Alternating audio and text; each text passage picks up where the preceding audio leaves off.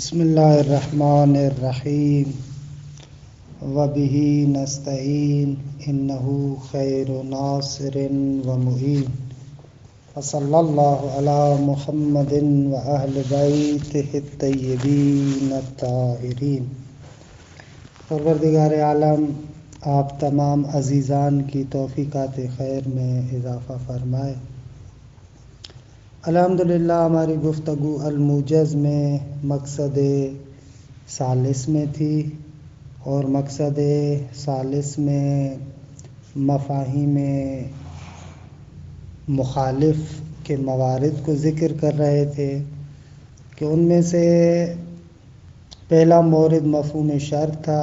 مفہوم شرط کے بارے میں تقریباً مباحث گزر چکے۔ آخر میں مصنف دو تنبیہات ذکر کرتے ہیں کہ تنبیہ اول کے بارے میں مطالب پیش ہوئے، اب تنبیہ دوم۔ یہ جو دوسری تنبیہ ہے، یہ تنبیہ اس نقطے کے بارے میں ہے کہ اگر شرط متعدد ہوں، ایک سے زیادہ شرط ہے اور جزا ایک ہے، اور جزا کے اندر تکرار کی قابلیت بھی ہے، یعنی اس کے اندر یہ صلاحیت ہے کہ وہ قابل تکرار ہے، اس صورت میں یہ بحث آئے گی۔ کیونکہ کبھی کبھار ایسے ہوتا ہے کہ شرط متعدد ہے لیکن جزا کے اندر تکرار کی قابلیت نہیں ہے، پھر وہاں پر یہ بحث نہیں آئے گی۔ مثلاً شریعت میں آتا ہے کہ اگر ایک بندہ محارب ہو اور ایک بندہ مرتد ہو، دو شرطیں ہیں۔ اگر ایک بندہ باغی ہے، محارب ہے، اسلامی حکومت کے خلاف بغاوت کرتا ہے، محاربہ کرتا ہے، جنگ کرتا ہے، اس کی سزا قتل ہے۔ اسی طریقے سے اگر ایک بندہ مرتد فطری ہے، یعنی جب اس کا نطفہ منعقد ہوا تھا تو اس کے والدین مسلمان تھے یا دونوں میں سے کوئی ایک بندہ مسلمان تھا، یہ بندہ فطرت اسلام کے مطابق پیدا ہوا، مسلمان تھا، بعد میں پھر اسلام کو چھوڑتا ہے، اسے مرتد فطری کہتے ہیں۔ مرتد فطری کی ایک سزا یہ ہے کہ اس کو قتل کرنا چاہیے۔ اب یہاں پر دو شرطیں، لیکن جزا کے اندر تکرار کی قابلیت نہیں ہے۔ اگر ایک بندہ محارب بھی ہے اور مرتد فطری بھی ہے تو ہر ایک کی سزا قتل ہے، لیکن محارب ہونے کی بنا پر جب آپ نے اس کو قتل کر دیا تو اب مرتد فطری ہونے کی بنا پر آپ اس کو دوبارہ قتل نہیں کر سکتے، کیونکہ وہ بندہ تو مر چکا ہے۔ یہ وہ مورد ہوگا کہ جہاں پر شرط متعدد ہیں لیکن جزا کے اندر تکرار کی قابلیت نہیں ہے، دو مرتبہ نہیں ہو سکتی۔ اگر شرط متعدد ہوں، سبب دو ہوں، دو سے زیادہ ہوں، لیکن جزا کے اندر تکرار کی قابلیت نہ ہو تو وہاں پر یہ بحث نہیں آئے گی۔ بحث وہاں پر یہ آئے گی کہ جہاں پر شرط متعدد ہے اور جزا کے اندر بھی تکرار کی قابلیت ہے۔ مثلا مولا کہتا ہے اذا بلت فتوضا و اذا نمت فتوضا، اگر پیشاب کرتے ہو تو وضو کرو، اگر سو جاتے ہو تو وضو کرو۔ یہاں پر اب پیشاب کرنا بول ایک سبب ہے وضو کرنے کا، سونا دوسرا سبب ہے وضو کرنے کا۔ یہاں پر جزا کے اندر قابلیت بھی ہے، یعنی دو مرتبہ آپ وضو بھی کر سکتے ہیں۔ ایسے موارد میں ہماری گفتگو ہے جہاں پر اگر شرط متعدد ہو تو جزا میں قابلیت ہے کہ اس میں تکرار ہو سکتا ہے۔ اچھا، اس مورد میں جو بحث ہے وہ ہماری دو موارد میں ہے۔ ایک مرتبہ اسباب کو مد نظر رکھتے ہیں، دوسری مرتبہ مسببات کو مد نظر رکھتے ہیں۔ یہاں پر بحث یہ ہے کہ اگر اسباب ایک سے زیادہ ہوں، متعدد اسباب ہوں، تو وہاں پر آیا اسباب میں تداخل ہوگا یا نہیں ہوگا۔ دوسری بات یہ ہے کہ اگر مسببات ایک سے زیادہ ہوں تو آیا ان مسببات میں بھی تداخل ہوگا یا نہیں ہوگا۔ اچھا ان دونوں کا مطلب بیان کریں. تداخل اسباب سے کیا مراد ہے، تداخل مسببات سے کیا مراد ہے؟ پہلے ان دونوں کا مطلب بیان کرتے.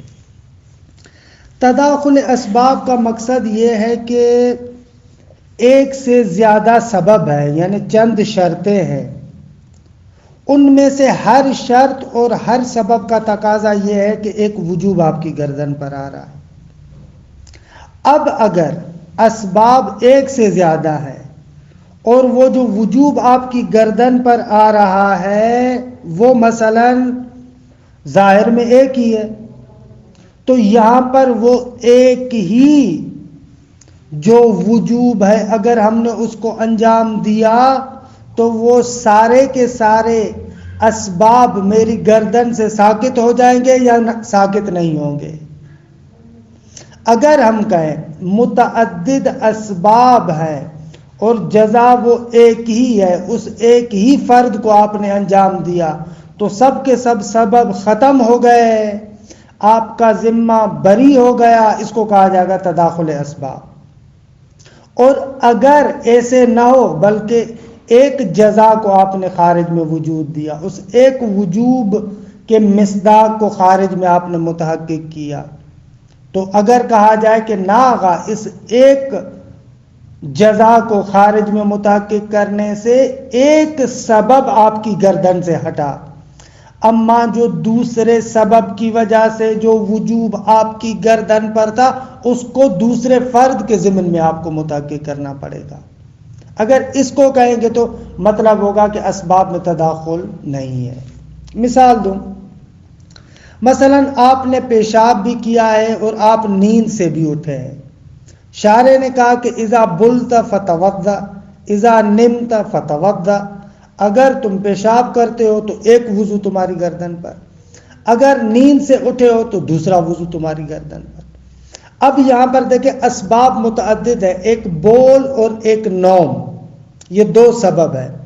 اب خارج میں ایک ہی وضو کرنے سے آیا یہ دونوں سببوں کی وجہ سے جو وضو میری گردن پر تھا وہ ساقط ہوا یا نہیں ہوا؟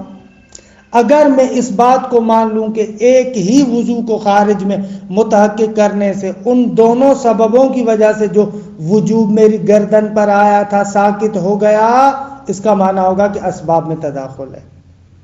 اور اگر کہا جائے کہ نہ ایک وضو بول کے بدلے ہوا لیکن نیند سے اٹھنے کی وجہ سے ایک اور وضو بھی آپ نے کرنا ہے، تو اس صورت میں کہا جائے گا کہ اسباب میں تداخل نہیں ہے.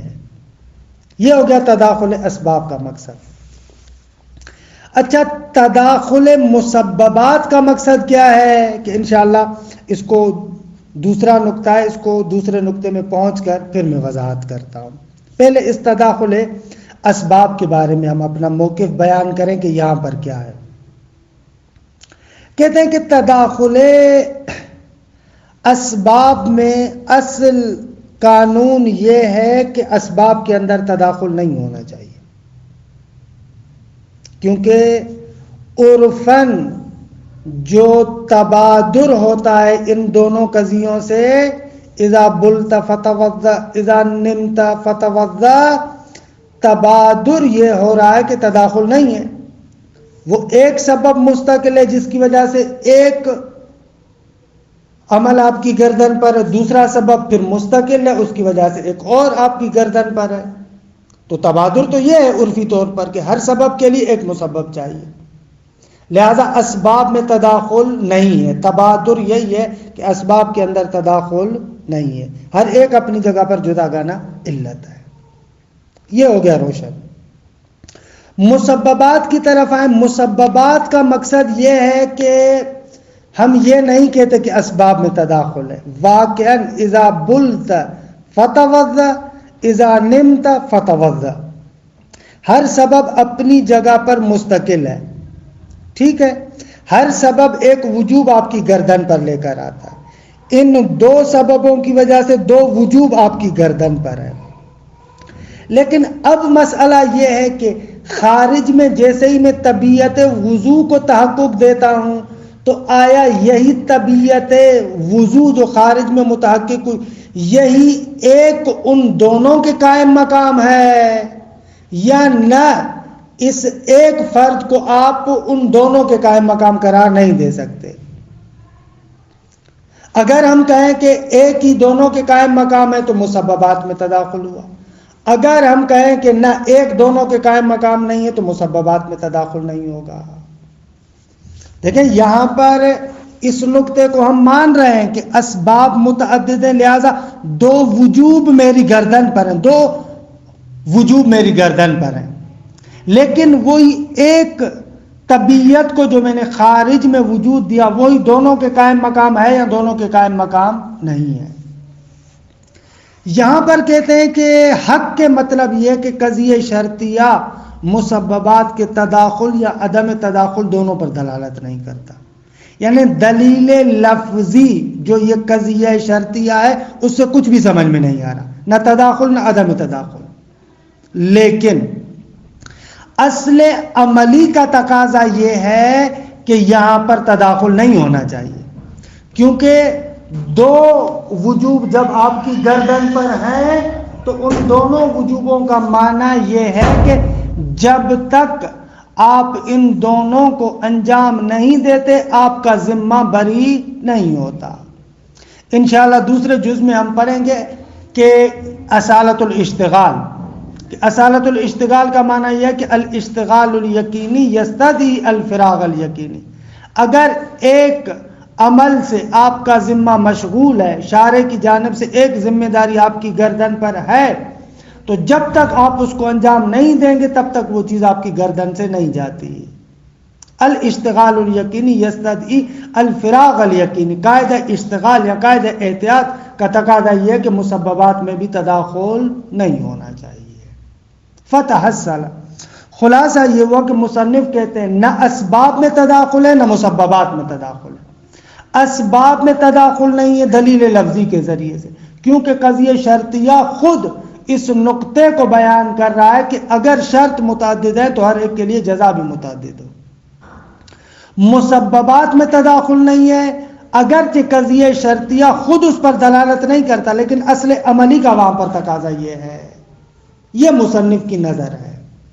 اچھا، یہ ساری باتیں اس صورت میں ہے جب تداخل اسباب یا تداخل مسببات پر کوئی قرینہ خارجیہ نہ ہو۔ اگر قرینہ خارجیہ موجود ہوگا تداخل اسباب یا تداخل مسببات پر، پھر تو بس ہی ختم ہے، اسی قرینے کے مطابق عمل کریں گے۔ یہ اس تنبیہ دوم کا ماحصل ہے۔ الثانی فی تداخل الاسباب والمسببات وعدمہ، فرماتے ہیں کہ دوسری تنبیہ اسباب اور مسببات کے تداخل یا عدم تداخل کے بارے میں۔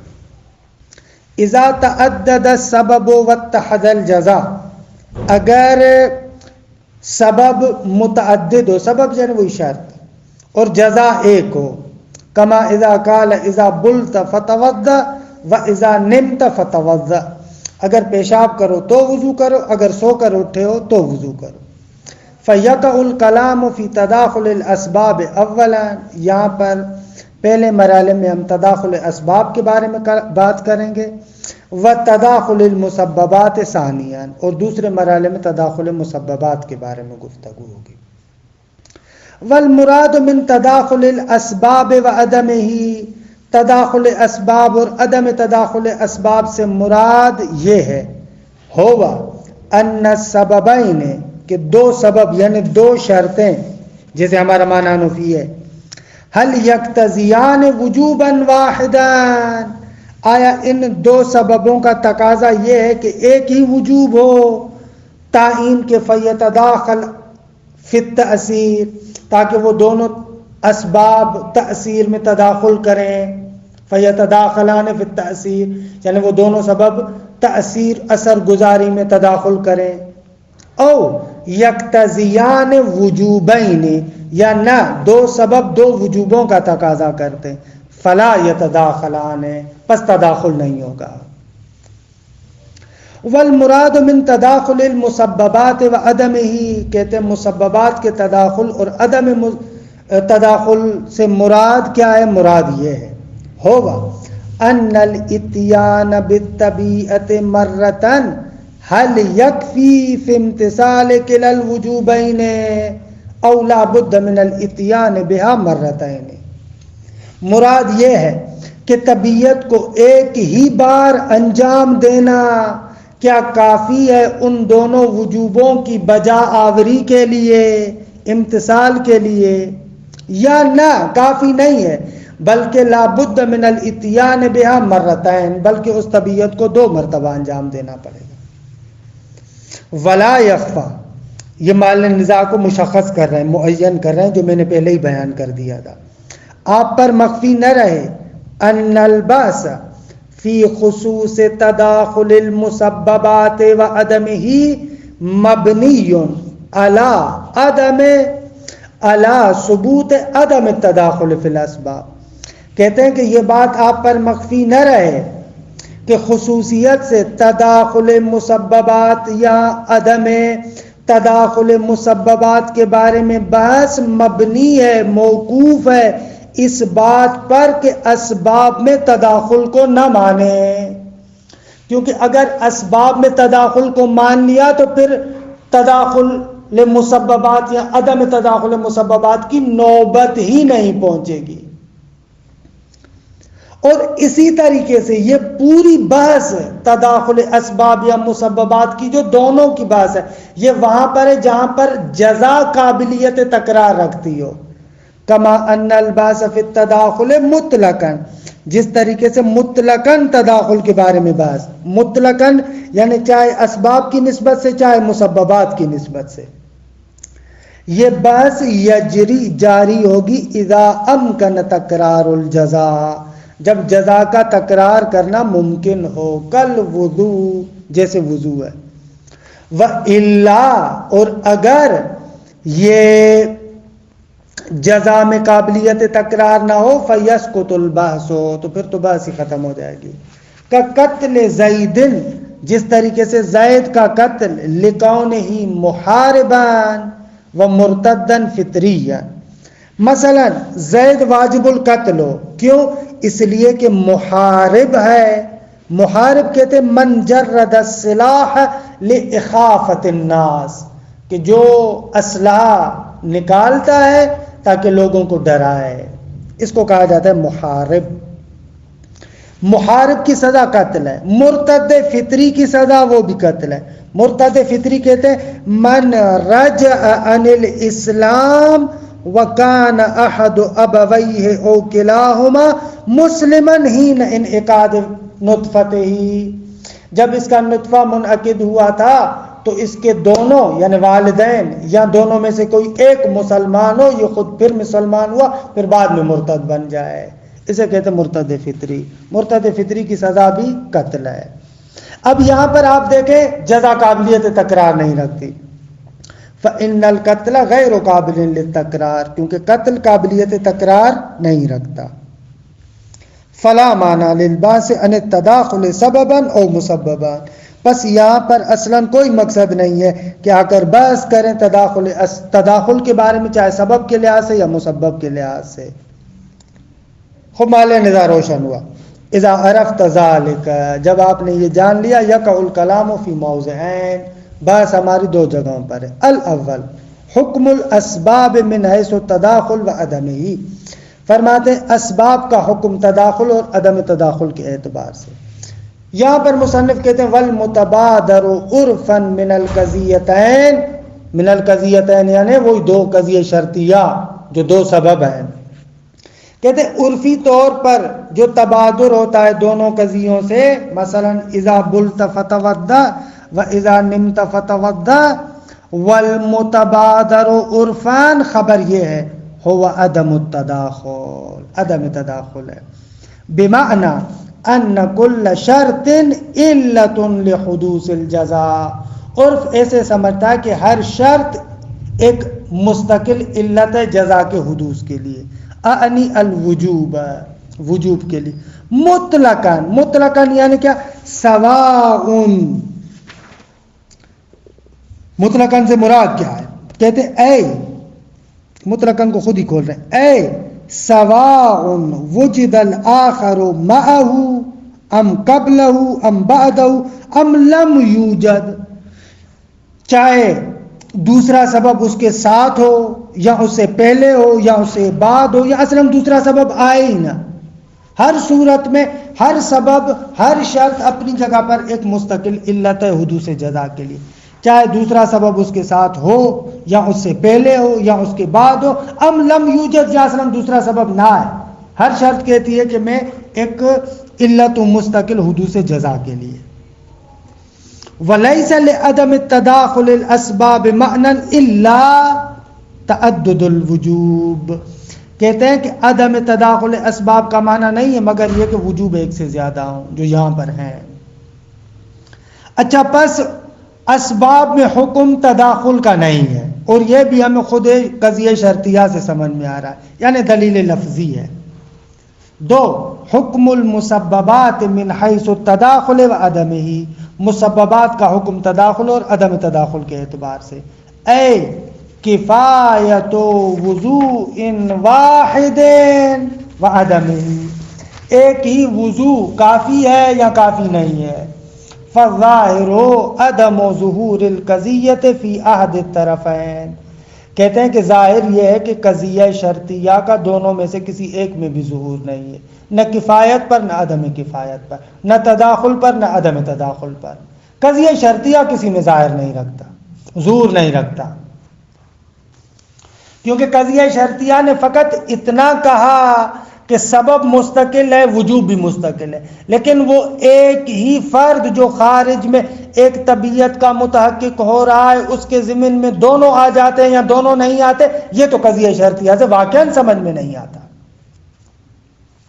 فتصل النوبۃ الی الاصل العملی، جب ہمارے پاس اصل لفظی نہیں ہے تو اب نوبت اور باری آئے گی اصل عملی کی۔ آپ کو پتہ ہے، میں نے بارہا اس چیز کا تکرار کیا ہے کہ ہمارا اجتہاد دو مرحلوں میں ہوتا ہے، پہلے مرحلے میں دلیل لفظی ہے، اور اگر دلیل لفظی نہ ہو یا دلیل اجتہادی آپ کہیں، دلیل اجتہادی نہ ہو تو دوسرے مرحلے میں دلیل فقاہی یا اصل عملی کی طرف نوبت جائے گی۔ اصل عملی کیا ہے کہ یہاں پر مصنف نے دو تعبیریں استعمال کی ہیں، میں پہلے مصنف کا ترجمہ کرتا ہوں۔ وَهُوَ الْأَصْلُ، وہ یہ اصل ہے، عدم سقوط الواجبات المتعددہ بفعل واحد، اصل یہ ہے کہ متعدد واجبات ساقط نہیں ہوتے ایک کو انجام دینے سے، ایک ہی فعل سے متعدد واجب انجام نہیں پاتے، کہ یہ اصل حقیقت میں وہی اصل استصحاب ہے، کیونکہ اگر چند وجوب آپ کی گردن پر ہیں، آپ نے ایک واجب کو انجام دیا تو وہی ساقط ہوگا نا، دوسرا کیوں ساقط ہوگا؟ پہلے بھی میری گردن پر تھا، اب بھی ہے، کیونکہ استصحاب کا معنی یہ ابقاء و ما کان، جو چیز آپ کے گردن پر تھی وہی چیز آپ کی گردن پر باقی ہے۔ یہ اصل سے مراد یہاں پر وہی استصحاب ہے کہ اصل عدم سقوط واجبات متعددہ ہیں بفعل واحد، کیوں اصل یہ ہے کہ متعدد واجبات ایک ہی فعل سے ساقط نہیں ہوتے، کیوں اصل عدم ہے؟ ہم کہیں گے اس لیے کہ یہ استصحاب ہے۔ میری گردن پر فرض کریں دو وجوب تھے، میں نے ایک فعل کو انجام دیا تو ایک وجوب تو یقیناً میری گردن سے ساقط ہو گیا، دوسرے وجوب کے بارے میں مجھے شک ہو رہا ہے کہ آیا میری گردن سے ساقط ہوا یا ساقط نہیں ہوا، اصل یہ کہ وہ میری گردن پر باقی ہے، یہ استصحاب ہے۔ وَلَوْ كَانَ ذَلِكَ بِقَصْدِ امْتِثَالِ الْجَمِيعِ فِي غَيْرِ مَا دَلَّ الدَّلِيلُ عَلَى سُقُوطِهَا، اگرچہ وہ فعل واحد، وَلَوْ كَانَ ذَلِكَ یعنی اگرچہ وہ فعل واحد اس قصد کے ساتھ ہو کہ یہی فعل واحد سب کا قائم مقام بنے، نہ پھر بھی ساقط نہیں ہوگا۔ وَلَوْ كَانَ ذَلِكَ بِقَصْدِ امْتِثَالِ الْجَمِيعِ، اگرچہ وہ تمام کے امتثال کے قصد سے ہی کیوں نہ ہو، البتہ یہ کہاں پر ہے؟ فی غیر ما دل الدلیل علی سقوطها بہ، یہ وہاں پر ہے جہاں پر دلیل دلالت نہ کرے کہ سارے کے سارے ساقط ہو جاتے ہیں فعل واحد سے، اگر دلیل دلالت کرے گا پھر تو مسئلہ ہی ختم ہے، بات وہاں پر ہے جہاں پر قرینہ اور دلیل نہ ہو، تو وہاں پر اصل تو یہی ہے۔ اب یہ دیکھیں، یہ ہے اصل استصحاب و بعبارت اخری، یہ بعبارت اخری سے دوسری دلیل ہے، اصل عملی دوسری ہے، لیکن مصنف کی عبارت ایسے لگ رہی ہے کہ وہ اصل عدم سقوط واجبات متعددہ بفعل واحد اور بعبارت اخری میں ایک ہی چیز بیان ہو رہی ہے، حالانکہ ایک چیز نہیں ہے، اوپر جیسے میں نے ذکر کیا وہ استصحاب تھا، و بعبارت اخری سے دوسری اصل عملی ہے، یہ قاعدہ اشتغال ہے کہ انشاءاللہ ہم دوسری جلد میں پڑھیں گے کہ قاعدہ اشتغال میں اور استصحاب میں فرق ہے، یہ مصنف یہاں پر دونوں کو ایک کر کے بیان کر رہا ہے، یہ صحیح نہیں ہے قانونی طریقے سے۔ وبعبارت اخری الاشتغال الیقینی یقتضی البراءۃ الیقینیہ، اشتغال یقینی تقاضا کرتا ہے براءت یقینی کا، یقیناً میرا ذمہ مشغول تھا لیکن آیا میرا ذمہ ایک کے انجام دینے سے کلن بری ہو گیا یا بری نہیں ہوا؟ اصل یہ کہ بری نہیں ہوا۔ وہی رہن تعدد الامتثال، اور ذمے کا بری ہونا مرہون ملت ہے تعدد امتثال کے۔ ثم دل الدلیل علی سقوط اغسال متعددہ بغسل الجنابہ او بغسل واحد نوا بہ سقوط الجمیع، نام سے گویا کہ ایک اشکال مقدر کا جواب دے رہا ہے، ایک کیا کہتے ہیں اس کو استدراک ہے کہ بھئی آپ تو کہہ رہے ہیں کہ نہ اسباب میں تداخل ہے نہ مسببات میں تداخل ہے، تو یہ پھر ہم نے کیسے سنا ہے کہ اگر متعدد غسل جنابت ہوں صحیح ہے تو ایک ہی غسل میں آپ تمام کی نیت کریں تو سب کے سب غسل ساقط ہو جائیں گے، کہہ رہے ہیں وہ دلیل خاص کی وجہ سے۔ نام دل دلیل، دلیل دلالت کرتا ہے الا سقوط اغسال متعددہ، متعدد غسل ساقط ہو جاتے بغسل الجنابہ، غسل جنابت کرے دوسرے غسل وغیرہ وہ بھی ساقط ہو جائیں گے، او بغسل واحد، یا اگر متعدد جنابت کے غسل ہیں پھر ایک ہی غسل کریں غسل جنابت متعدد بھی ساقط ہو جائیں گے، نوا بھی سقوط الجمیع، نیت وہاں پر یہ ہو کہ سارے کے سارے ساقط ہو جائیں۔ فخرجنا بهذه النتیجہ، پس نتیجہ کیا نکلا ہماری بحث میں، ان مقتضى الاصل العملی، اصل عملی کا تقاضا یہ ہے، چاہے استصحاب کو مد نظر رکھو چاہے قاعدہ اشتغال کو مد نظر رکھو، هو عدم سقوط الواجبات المتعددہ، متعدد واجبات ساقط نہیں ہوتے ما لم يدل دلیل بالخصوص على سقوطها، جب تک کہ ان کے سقوط پر کوئی خصوصیت سے دلیل نہ ہو، اگر خصوصیت سے دلیل ہوگی تو پھر ساقط ہو جائیں گے۔ تطبیقات، اس بحث کی چند فقہی تطبیقات ذکر کرتے ہیں کہ یہ صاحب جواہر نے تینوں چاروں موارد لکھے ہیں جواہر الکلام میں 15 نمبر جلد میں 395 صفحے پر یہ پہلا مورد ذکر ہوا ہے۔ پہلا مورد یہ ہے اذا وجبت علیہ الزکات، اگر مالک پر زکوٰۃ واجب ہو، فہل یجوز دفعها الى واجب النفقہ اذا کان فقیرا من جہت الانفاق، آیا یہ زکوٰۃ واجب النفقہ کو دے سکتا ہے؟ مسئلے کو سمجھیں کیسے ہے کہ پھر ترجمہ کرتا ہوں۔ ایک بندہ ہے جس کی کفالت میں 8-10 بندے ہیں، اب یہ بندہ ان سب کی کفالت کرتا ہے، شرعی طور پر ذمہ دار ہے کہ ان کو نفقہ دے، اگر یہ نفقہ نہیں دے گا تو سامنے والے فقیر ہیں، ٹھیک ہے، اس پر نفقہ واجب ہے، پیسے دینا ان اشخاص پر خرچ کرنا اس پر واجب ہے، ایک تو اس وجہ سے کہ واجب النفقہ ہیں، اس پر نفقہ ان کا ادا کرنا ضروری ہے، دوسرا یہ کہ اس کے پاس زکوٰۃ کا مال بھی ہے، اگر یہ نفقہ نہیں دیتا تو وہ فقیر ہے، خود فقیر کو تو زکوٰۃ دے سکتے ہیں نا، تو اب آیا مالک یہاں پر اسی شخص کو جن کا نفقہ اس پر واجب ہے اگر کچھ پیسے دے رہا ہے اور حساب کر رہا ہے کہ یہ زکوٰۃ میں بھی آ جائے اور کیونکہ واجب النفقہ میری ذمے پر ہے وہ بھی ادا ہو جائے، آیا یہ ادا ہوگا یا ادا نہیں ہوگا؟ مسئلہ سمجھ میں آیا کہ یہاں پر ہمارے محل بحث کے ساتھ کیسے ربط ہے؟ یہاں پر دیکھیں اسباب کے تداخل یا عدم تداخل اسباب کی بات ہے، دو سبب ہیں، دو سبب کیا ہے؟ ایک یہ کہ اس کی گردن پر یہ اخراجات دینا ضروری ہے. کیوں؟ اس لیے کہ یہ اس کے تحت کفالت ہے. ایک سبب یہ. دوسرا سبب یہ کہ اس کی زکوٰۃ بھی ہے، مال کے اندر زکوٰۃ ہے، اس زکوٰۃ سے کچھ مصرف دے رہا ہے. یہ دو سبب ہو گئے. اب اسی ایک مصرف میں اگر یہ پیسے دے دے تو آیا دونوں ذمہ داریاں اس کی گردن سے ساقط ہو جائیں گی یا ساقط نہیں ہوں گی؟ خب یہ اسی بات پر موقوف ہے کہ ہم تداخل اسباب کے قائل ہیں یا نہیں.